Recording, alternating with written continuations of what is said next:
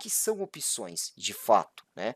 Vocês viram que eu falei alguns termos, direito, obrigação, tem contrato. Se tem um contrato entre as partes, nós temos o comprador, ou também chamado de titular, e um vendedor, ou chamado de lançador. Então, opções é um contrato entre as partes, entre um comprador e vendedor, sendo que nesse contrato o comprador tem direito, o vendedor tem obrigação, tem um prêmio, que é o preço das opções, então tem um preço nesse contrato e tem uma data de vencimento. Tá? A gente vai ver depois que esse preço é chamado de preço de exercício, ou também strike, né? O preço de exercício ou strike. Então, olha só, acabamos de definir o que são opções. Contrato entre as partes, onde tem comprador e vendedor.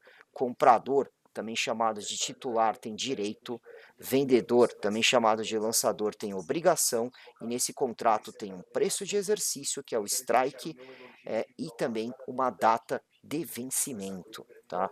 Muito bem, vamos avançar ainda mais. Então, opções são instrumentos derivativos. O que é um derivativo? Deriva de um ativo objeto, não é um ativo propriamente dito, deriva de um ativo objeto. Então, pode ser de uma ação, né, opção de ação, pode ser uma opção de uma commodity, como por exemplo, uma opção de milho, de soja, de café, de um boi gordo, pode ser uma opção de um índice futuro, pode ser de dólar, tá? Então, é um derivativo, o seu valor e as suas características de negociação derivam de um ativo subjacente, também chamado de ativo objeto. Então você vê que você não pode estudar só a movimentação da opção, você tem que estudar do ativo objeto. A gente até fala no jargão que o ativo objeto é a mãe, né? Então, se você quer saber se aquela compra de opção da Petrobras vai subir a tua opção, você tem que olhar o ativo objeto, a Petrobras, a ação, né? Ela é o que rege. Então, o ativo objeto é muito importante vocês efetivarem a análise, tá? Então, instrumentos derivativos, opções, tá? Suas características derivam de um ativo subjacente. Exemplos, se você ainda não entendeu o que é opção, exemplos de contratos de opção no nosso dia a dia. Eu posso te citar um contrato de seguro de um automóvel. Eu pergunto para vocês, por que você faz um contrato de um seguro de automóvel?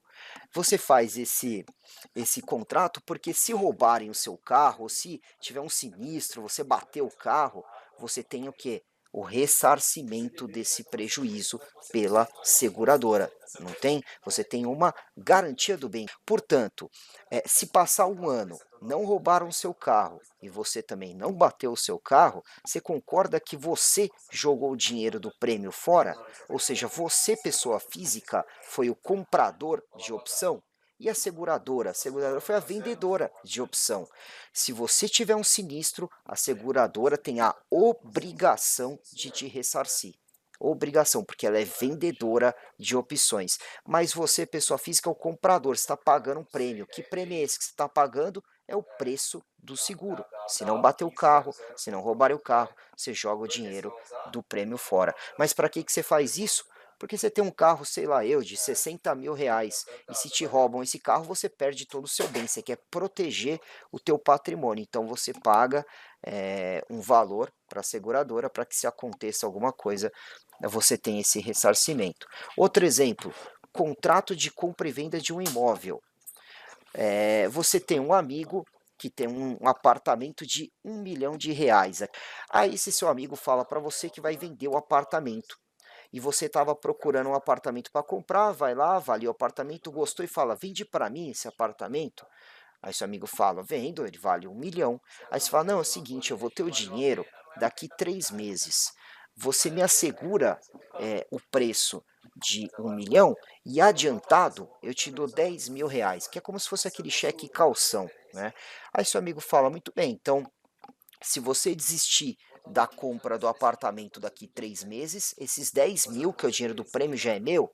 Exato. Aí vocês vão lá na imobiliária, assinam esse contrato, Passa 3 meses, o seu apartamento que valia 1 milhão, agora ele está valendo 1.200.000. Seu amigo vai falar, pode me entregar ele por 1 milhão, porque esse foi o contrato. Eu te paguei 10.000 reais antecipadamente e você tem que entregar por 1 milhão, mesmo o apartamento tendo valorizado para 1.200.000. Agora, se esse apartamento daqui 3 meses estiver valendo 800.000 reais, seu amigo vai falar, desisto da compra, não vou pagar 1 milhão, porque eu consigo um outro apartamento igual ao seu, nas mesmas condições, no mesmo bairro, por 800.000 reais, que é o preço de mercado.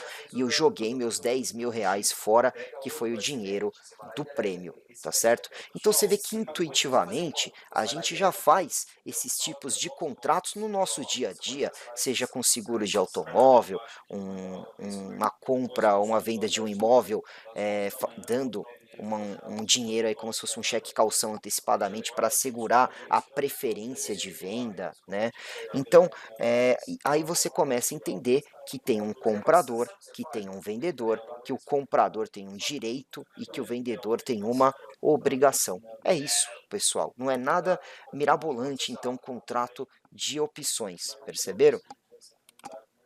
Qual a finalidade das opções? A finalidade pode ser para hedge, que eu diria que é a principal, que é proteger a sua carteira contra variações adversas de taxa, moeda ou preço. Por exemplo, você tem uma carteira de ações, né? Você estudou a análise fundamentalista, ou você segue a área fundamentalista da XP e montou uma carteira para longo prazo. Só que as ações começam a cair, o cenário macroeconômico do país é muito ruim, todas as ações começam a descer. O que, que você pode fazer? Utilizar o mercado de opções como hedge. Como eu faço isso? Eu vendo contratos futuros do Ibovespa.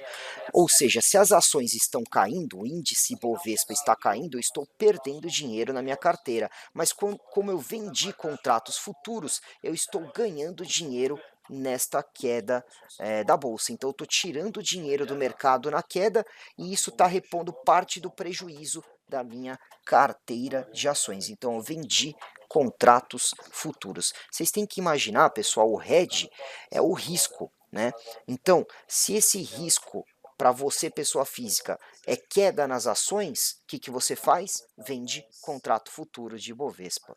Se você tem uma empresa e você é um exportador, qual que é o risco para o exportador? É o dólar cair. Se o risco é o dólar cair, você vende contratos futuros de dólar. E para o importador, o risco é o dólar subir. Então o importador compra contratos futuros de dólar. Sempre tem o outro lado da moeda, né? O dólar sobe, o dólar cai. Dependendo se você é importador ou exportador, você pode ser prejudicado. Então você pode usar o mercado de opções para fazer hedge, para fazer proteção. E a especulação? A especulação consiste em você apostar numa tendência. Eu acredito que as ações da Petrobras estão em tendência de alta, então eu vou comprar opções da Petrobras. Eu acredito que as ações da Vale estão em tendência de baixa, então eu vou vender as opções da Vale. Tá? Então eu vou especular, eu só quero ter o contrato, eu não quero ter o ativo objeto, ou seja, eu não quero ter a ação, só quero ter a opção, que nem fizeram lá com a Tulipa. Eu só quero especular o contrato. Assim como se fosse uma ação, você compra e vende, a opção é a mesma coisa. Você pode comprar ou vender a opção no home broker colocando o código. Depois a gente vai falar numa outra palestra como que é composto o código das opções. Então usar ela de forma especulativa. E a terceira finalidade poderia ser arbitragem, que é tirar proveito da diferença de preços de um mesmo produto ou ativo negociado em mercados diferentes.